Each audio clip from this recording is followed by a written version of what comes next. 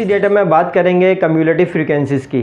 Cumulative frequency क्या होता है कि जो फ्रीक्वेंसी है आपके पास वो दूसरी क्लास इंटरवल की इसमें ऐड होके जो आंसर आएगा वो हमारा कम्युलेटिव फ्रीक्वेंसी कहलाएगा। यानी कि हमारी क्लास इंटरवल की प्रीवियस जितनी हमारी क्लास इंटरवल की फ्रीक्वेंसीज़ होगी वो कम्युलेटिव फ्रीक्वेंसी में ऐड अप होके आएंगी। जिस तरह मिसाल के तौर पर कम्युलेटिव फ्रीक्वेंसी में सबसे पहले जो 4 है वो एज इट इज़ आ गया हमारे पास।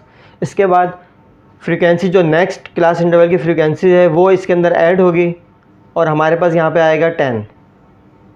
इसी तरह ये 0 इसके अंदर ऐड होगा जो कि हमारे पास 10 ही आएगा दोबारा, ठीक है। इसी तरह ये 3 यहाँ पे ऐड होगा तो हमारे पास 13 आएगा और फिर 16 आ जाएगा। ये 4 16 में ऐड होगा तो हमारे पास 20 आएगा। इसका काउंटर चेक ऐसे होगा कि टोटल नंबर ऑफ़ फ्रीक्वेंसी जो हमारे पास आएगी वो कम्युलेटिव फ्रीक्वेंसी की लास्ट लिमिट जो आएगी उसके साथ यहाँ पे मेंशन होगा 20, ठीक है। ये होता क्या एक्चुअली, ये डेटा को ये बताता है कि अगर मैं आपसे पूछूं कि 25 ऐसे कितने नंबर ऑफ़ स्टूडेंट्स हैं जिनके मार्क्स जो हैं वो 25 से 45 के बिटवीन हैं, तो अगर हमारे पास कम्युलेटिव फ्रीक्वेंसी का डेटा होगा तो आप फ़ौरन बता देंगे कि 25 से 44 मार्क्स के स्टूडेंट्स जो हैं वो 10 हैं जिनके 25 से 44 मार्क्स हैं, राइट। इसी तरह मैं कहूँ कि 25 से ऐसे स्टूडेंट्स कितने हैं जितने 84 के दरमियान के मार्क्स हैं, तो ऑब्वियसली वो तो टोटल डेटा ही हमारा 25 से 84 के बिटवीन है। तो इसीलिए लास्ट का लिमिट देखें आप यहाँ पे 20 आएगा, राइट। तो ये हमारा हो गया कम्युलेटिव फ्रीक्वेंसीज़। जी, कम्युलेटिव फ्रीक्वेंसीज़ के बाद जो है वो यहाँ पे हम इसी डेटा में रखते हुए क्लास बाउंड्रीज भी डिस्कस करते हैं। क्लास बाउंड्रीज क्या होता है कि जो डेटा के अंदर क्लास इंटरवल के दरमियान एक गैप होता है, उस गैप को क्लास बाउंड्रीज ख़त्म करता है। वो गैप क्या है आपके सामने नज़र आ रहा होगा कि जो वैल्यू 34 पे ख़त्म हुई है वो नेक्स्ट वैल्यू 35 से शुरू हुई है। इसका मतलब ये है कि 34 के बाद जो डेसिमल्स हैं यानी कि 34.1 से लेके और 34.9 या 99 तक जो है वो डेटा में वैल्यूज़ हैं वो मिसिंग्स हैं, ठीक है। तो इसके अंदर ऑल्दो हमारा डेटा भी होल नंबर पर है बट फिर भी इस डेटा पे रखते हुए अगर देखें तो वो वैल्यूज़ जो है हमारी मिसिंग्स हैं। उस वैल्यूज़ को हम बिल्कुल पैक टू पैक बनाएंगे और वो किस तरह बनाएंगे कि जो क्लास बाउंड्रीज़ हैं, फ़र्स्ट क्लास बाउंड्री की जो अपर लिमिट है यानी कि 34 और सेकंड क्लास बाउंड्री की जो लोअर लिमिट है यानी कि 35, जब इसको हम माइनस करते हैं तो इसका आंसर आपके पास आएगा 35 माइनस 34। कोई भी नंबर होगा या पॉइंट्स में भी होंगे तो वो भी आपको इस तरह माइनस करेंगे तो उसका अभी यहाँ पे आंसर आ गया है 1, ठीक है।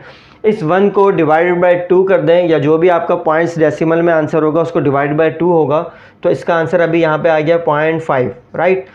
इस 0.5 को आपने क्या करना है, लोअर लिमिट में माइनस करना है और यही 0.5 अपर लिमिट में ऐड होना है। फिर नेक्स्ट क्लास इंटरवल में भी यही 0.5 माइनस होगा लोअर लिमिट में और अपर में ऐड होगा। इस तरह हम बनाएंगे इसको। तो पहला क्या है 25.5, वो 25 है, इसमें से माइनस कर दें 0.5 तो ये बनेगा आपका 24.5। सेकंड हमारी जो अपर लिमिट है 34 में यही 0.5 इसमें ऐड कर देंगे तो ये इसका आंसर आएगा 34.5, ठीक है। नेक्स्ट जो है वो क्या होगा, 0.5 माइनस होगा यानी 35 में से 0.5 माइनस करेंगे 34.5,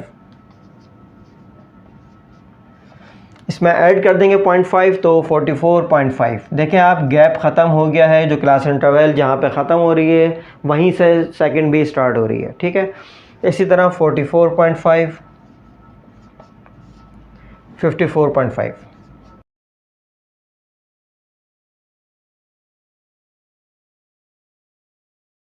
डिवाइड माइनस करते हैं अपर में और लोअर में, इसको ऐड करते रहेंगे तो ये हमारे पास बन गई क्लास बाउंड्रीज, ठीक हो गया।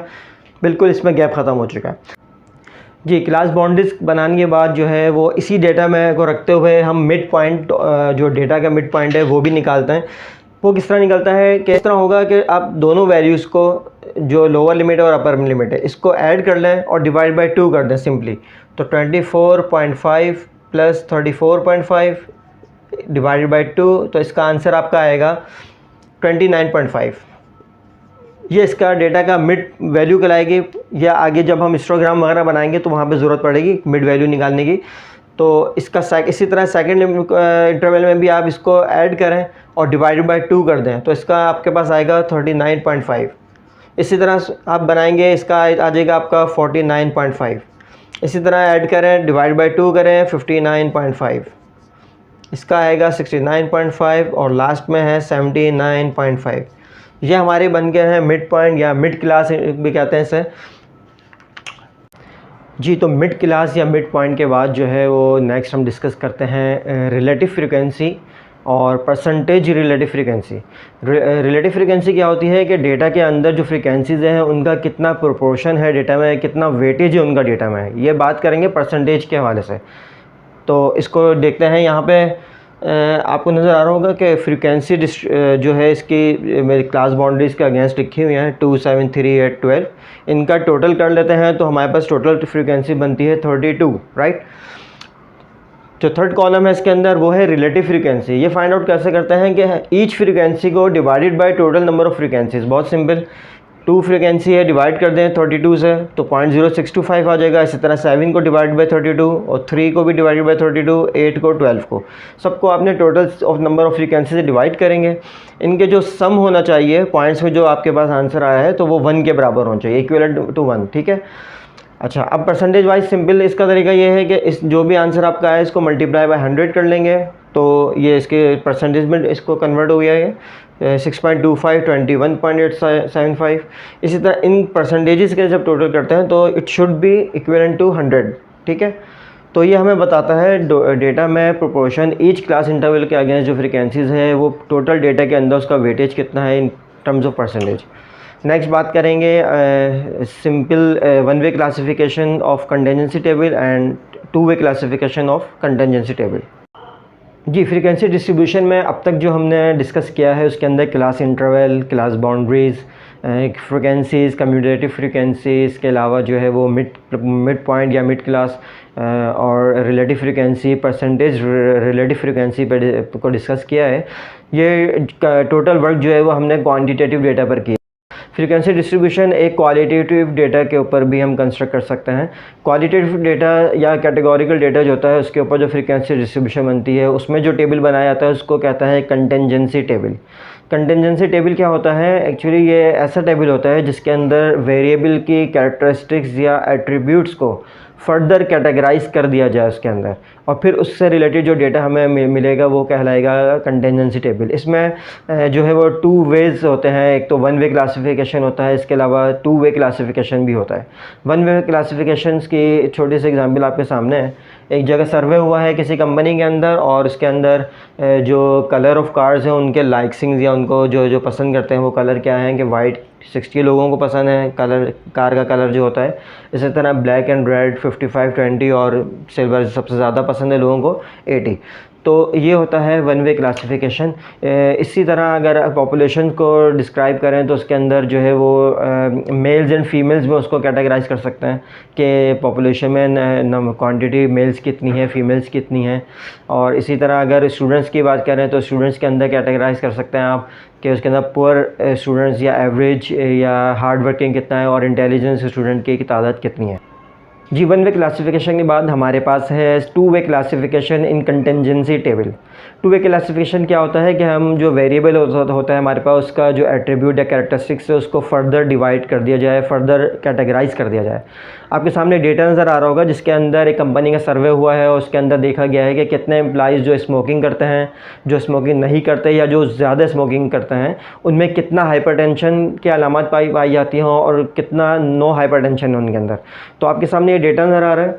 नॉन स्मोकर्स के अंदर हाइपरटेंशन सिर्फ 20 है और नो हाइपरटेंशन 85 है। ऑब्वियसली अगर वो स्मोकिंग नहीं कर रहे तो उसके अंदर भी देखा ही गया है कि नो हाइपरटेंशन भी का डेटा हमारे पास ज़्यादा है। इसी तरह मॉडरेट स्मोकर्स के अंदर हाइपरटेंशन है 45 एंड नो हाइपरटेंशन के सिर्फ 30 हैं, ठीक है। इसी तरह जो एम्प्लॉइज़ हैं हैवी स्मोकर्स हैं, ऑब्वियसली हैवी स्मोकर्स हैं तो हाइपरटेंशन का डेटा ज़्यादा है हमारे पास 75 और नो हाइपरटेंशन है तो सिर्फ 10 है। तो इस डेटा को जो है वो कंटिजेंसी टेबल कहते हैं जिसके अंदर आप अपने कैरेक्टरिस्टिक्स को फर्दर डिवाइड करें। इसकी अनदर एग्जांपल देखते हैं। जी, अनदर एग्जांपल है हमारे पास। फ़र्ज़ करें एक कंपनी है उसके अंदर जो स्टाफ है उनके लिए इंश्योरेंस कंपनी पैकेज रिवाइज़ करती है और इस साल जो इंश्योरेंस पैकेज ने अपना पैकेज रिवाइज़ किया है तो कंपनी के डिपार्टमेंट्स और एम्प्लॉइज़ जो हैं वो कुछ अफराद ऐसे हैं एम्प्लॉइज़ जो फेवर में हैं, कुछ जो है वो अनफेवर में हैं और कुछ एम्प्लॉइज़ ऐसे हैं जो नो ओपिनियन, कोई राय नहीं रखते। तो इस तरह का जो डेटा हमारे पास 2 वे क्लासिफिकेशन का है जिसके अंदर एम्प्लॉइज़ क्लासीफाई कर दिए गए हैं एडमिन, सेल्स और क्लरिकल स्टाफ के अंदर। इसी तरह जो है वो ओपिनियंस वाले भी डिफरेंट कर दिए, जो है वो क्लासीफाई कर दिए हैं, जो फेवरेबल हैं, जो अनफेवर में हैं और जो नो ओपिनियन, कोई राय नहीं रखता है। यानी कि अगर एडमिन के अंदर डिपार्टमेंट की बात करें तो 22 एम्प्लॉयज़ एडमिन के वो हैं जो फेवर में हैं, एडमिन के ही 10 एम्प्लॉयज़ वो हैं जो अनफेवर में हैं और 8 एम्प्लॉयज़ वो हैं जो कोई राय नहीं रखते। इसी तरह सेल्स और क्लरिकल स्टाफ के अंदर तो 2 वे क्लासिफिकेशन क्या होता है कि जिसके अंदर डेटा को जो है फर्दर कैटेगराइज कर दिया जाए, उसको डिवाइड कर दिया जाए, तो ये हमारा कहलाता है contingency table of 2 way classification.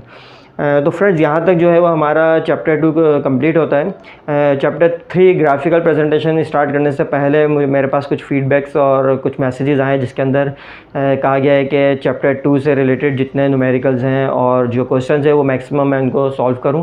तो इंशाल्लाह नेक्स्ट वीडियो में जो क्वेश्चन जो न्यूमेरिकल्स हैं चैप्टर 2 के वो ज़्यादा से ज़्यादा कोशिश करते हैं कि सॉल्व हो जाएँ। जब तक कि ये टेक केयर, अल्लाह हाफिज़।